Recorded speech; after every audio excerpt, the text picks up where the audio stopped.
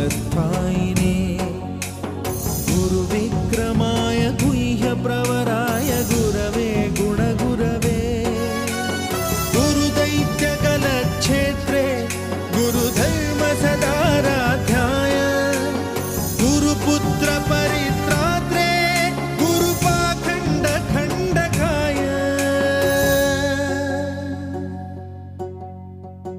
गीतसाराय गीततत्त्वाय गीतगोत्राय धीमहि